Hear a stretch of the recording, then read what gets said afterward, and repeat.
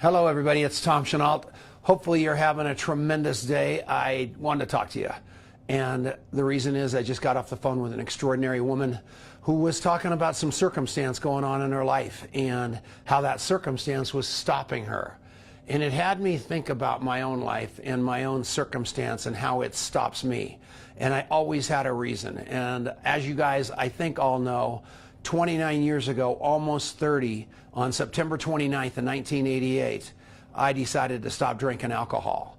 And my life was alcohol. It was everything. I had gotten arrested 4 times in 1 month, 2 times for driving under the influence, and 2 times for disturbing the peace, which was what they charged me with because the car wasn't moving. I was in a car on one of those 2 occasions, but the car wasn't moving, so they had to go with disturbing the peace too there.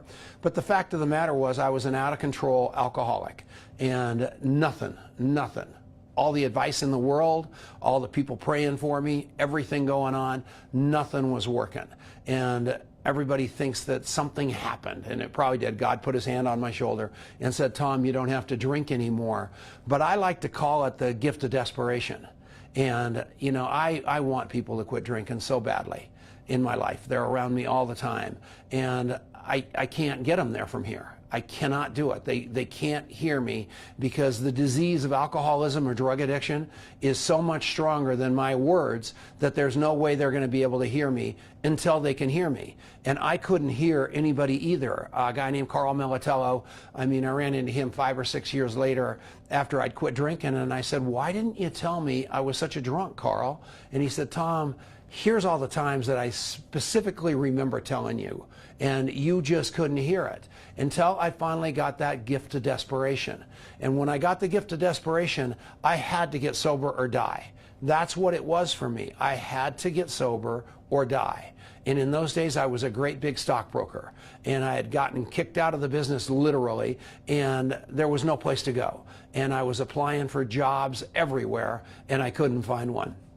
So gift of desperation number 1 was quitting drinking and finally recognizing I had a problem. Gift of desperation number 2 was pretty much the same way. I had no shot. I lived in a country club. I had a big house. I had all kinds of bills.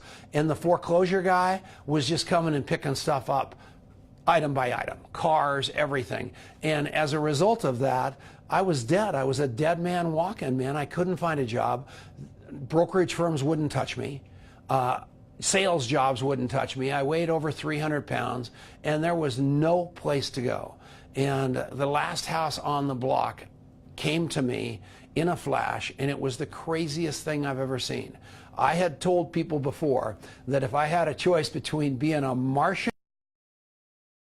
or a multi-level marketer, I would ask you what the weather was going to be like on Mars. And I literally felt that way about multi-level marketing. I'd been pitched since day one. I was a pretty charismatic kid, and then I was actually pitched before even getting out of high school about multi-level marketing. I can see the guy as plain as day in my face, and he invited me over for dinner, and we had circles for dessert, and I couldn't figure out what he was talking about. And then I got in the restaurant business. We had 100 employees. 80% of them were under the age of 18, and 75,000 people going through the doors each month. It was packed all the time, and I really learned people then, and I learned my people skills, and I talk about that a little bit around the contact mapping, because that's where contact mapping was really born, in looking at the absolute best thing that people loved about themselves and then complimenting them on that. So I had a successful career in the restaurant business, but I drank myself out of the restaurant business. And my dad told me to go sell something to rich people. So I went and sold airplanes for a few years. And I was very, very good at that because they trained me. I'd been trained in the restaurant business. I used the contact mapping concept in the airplane business.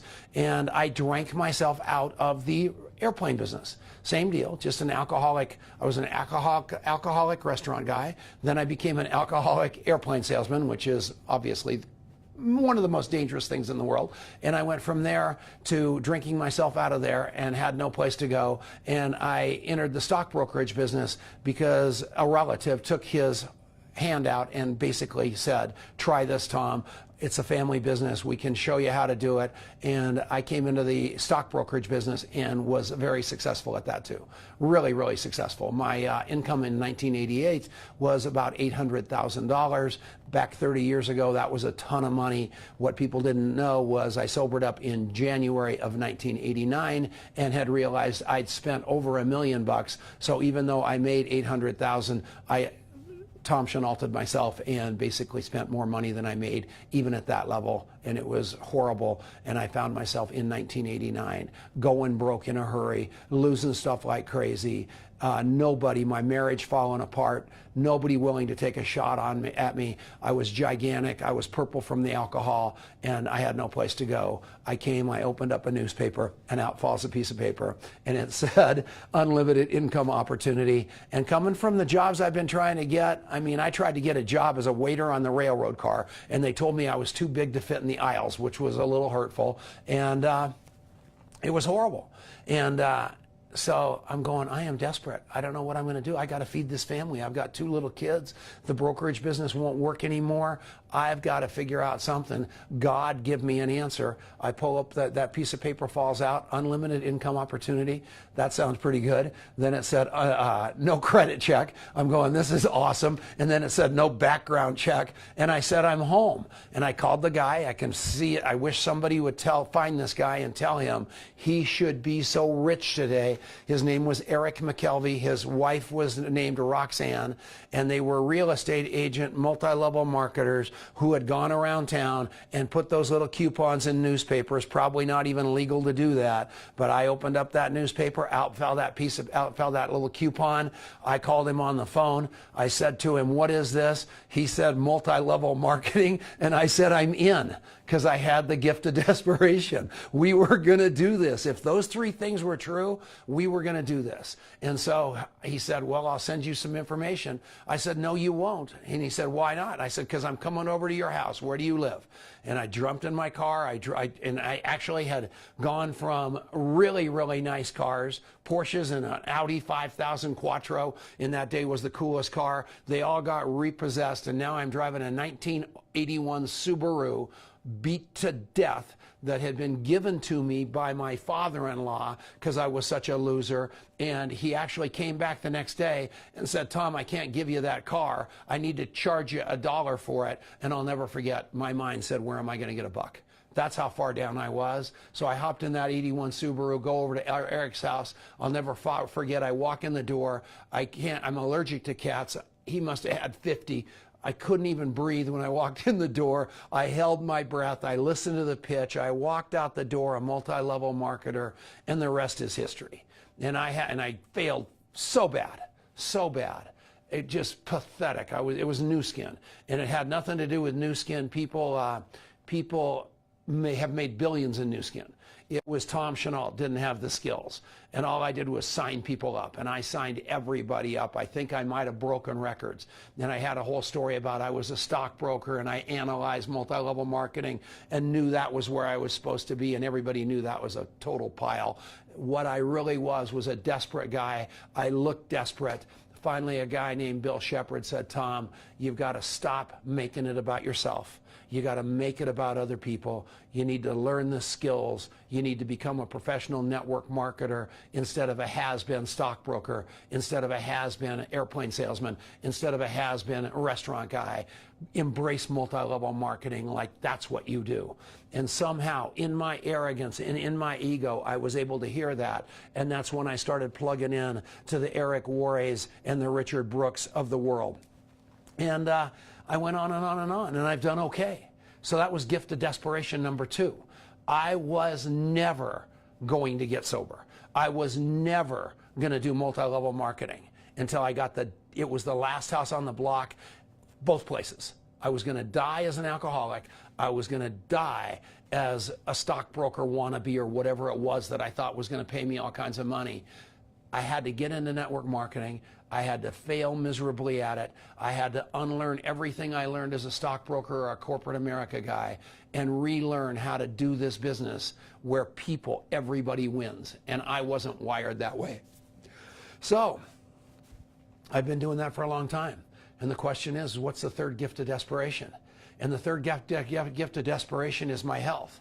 When I joined Dr. Wallach, when I joined my company, I basically had to buy $250 worth of vitamins every month. So I did.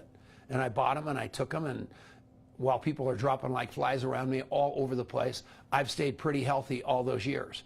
And about 5 months ago, I went to the doctor and he said, you're a ticking time bomb. You've got some stuff going on health-wise that you need to fix, and fix in a hurry. And the gift of desperation hit me again. He said, if you want to grow up with those grandkids, you need to take these vitamins and minerals, and you also need to not eat any more gluten, sugar, or grains. And, you know, that's what I eat. And what I didn't know at that point was that I had moved my addiction. And if you guys know anything about addiction, it just goes from place to place. And it's a crazy deal. When you're an addictive personality, it goes somewhere. And I got addicted to sugar and I didn't know it. So I was basically out eating a very good vitamin regimen. And this guy came to me and said, you can't out supplement a bad diet. And he was 100% right. And the bad diet for me was all that sugar that I was completely, living on. So 120 days ago, not that long, I gave up sugar, I gave up gluten, and I gave up grains. And I've been all over the world. I went to Malaysia, I went to Australia a couple of weeks ago. I've gone all these places, and I did not do any of that stuff because it was a gift of desperation. Gluten, grains, and sugar look to me like a skull and crossbones, just like a bottle of Crown Royal does, just like a bottle of vodka does. It's the same thing for me now. There is no choice for me. I either die and never see my kids and grandkids and all of you again, or I eat that brownie, or I eat that sugar, or I eat that grain or gluten.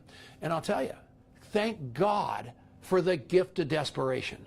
Because I'm telling you, 3 things in my life have been unbelievable. And it's all 3 of those. I'm down 34 pounds in 120 days. To some of you, that's not a lot. To some of you, that's a ton. But I'll tell you one thing right now, there's no diet involved. All that my body's doing, now that it's not addicted to the sugar anymore, it's still addicted to the sugar. I'm just not letting it in because I know I'm the gatekeeper on that sugar now, and I'm positive that the grains and the gluten have something to do with it, but 99.999 of this thing was the sugar. It's gone. And I'm telling you, I don't even think about it anymore. And it's moved that food addiction. And with me, whenever I was having breakfast, I was thinking about where I was having lunch. Whenever I was having lunch, I was thinking about where I was having dinner. Whenever I was having dinner, I was thinking about where I was having breakfast. It was just a circle because that disease of mine called sugar had taken over, and I didn't even know it. And now that it's gone and it's been removed, I have to remind myself to eat. And that's crazy. But I have to, and I have to continue to supplement and still do all the stuff. And if you private message me, I'll tell you what I'm doing and all that jazz and how it worked. But I'll lay lots of you people odds that that's what you're dealing with too, and you just don't know it. So you're probably dealing with one of 3 addictions that I had. That, obviously alcohol. I don't know what the second addiction you would define it as, probably elitism. I was addicted to elitism, addicted to thinking I was too good for network marketing. I was addicted to not being one of those guys, and it's worked out for me. I'm still addicted to not being one of those guys. I'm a professional network marketer. I use the contact mapping like a sword. I use the coffee shop interview like a sword. I don't throw up on people. I just find out what they want to buy, and then I wait a couple of days, and I come back to them and sell them what they said they wanted to buy, and I don't bring up what they said they didn't want to buy. So if somebody calls me on the phone and says, I hate network marketing, you can be sure of one thing for sure. I'm not going to bring it up because they already told me they're going to say no. I don't like diets. Oh, really? Good. We're not going to talk diets because you told me you hate them. Whatever it was you told me you hate, we're not going to talk about. Whatever you told me was something that you're passionate about or that's going to fit into your life, we're going to talk about. And for Tom Chenault, what I'm passionate about is personal development, sobriety, and multi-level marketing. I think those are the 3 things. And as a result of those 3 things, they've given me this life I've got today. And I've combined them all into a conversation that I have called the Coffee Shop Interview, which is the most powerful way of having conversations with human beings about their lives that there is. It is. It's that simple. It's that good. And I can teach every one of you that conversation. I'll send you an ebook on it for free if you just private message me. But the point is, I don't pray for you that you get sober. I don't pray for you that you get your money under control. I don't pray for you that you get your health under control. That's not, people have been praying for you forever and it didn't do anybody any good. I pray for you the gift of desperation that you go figure it out for yourself. That's when it's going to shift. I'm praying for you the gift of desperation. Thanks a lot for letting me have a few minutes of your day.